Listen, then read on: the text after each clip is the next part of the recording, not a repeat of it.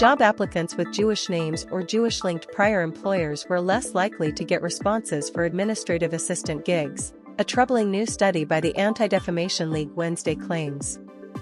The ADL conducted a field experiment that sent out 3,000 applications for administrative assistant job postings via Craigslist.org between May and October of this year in 23 cities across the country.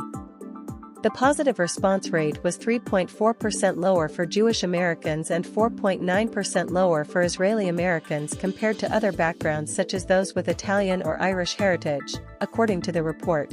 This is groundbreaking evidence of serious anti-Semitic discrimination in the labor market, said ADL CEO Jonathan Greenblatt. On top of increasing anti-Semitic incidents and growing anti-Semitic beliefs, this landmark study illustrates the very real need for employers to take anti-Jewish and anti-Israeli prejudice more seriously to have a workplace that works for everyone. Craigslist is one of the few online boards where person-to-person email is the primary form of communication as opposed to an online job application process.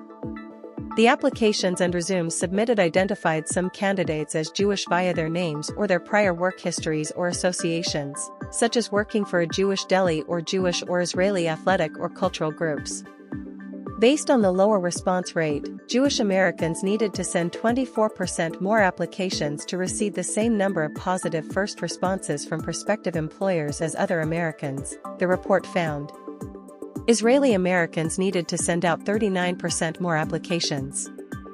The study was undertaken because such religious discrimination is more subtle and harder to prove than blatant street anti-Semitism, said Brian Tomlin, an economics professor at the California State University Channel Islands, but sometimes it comes out in the open.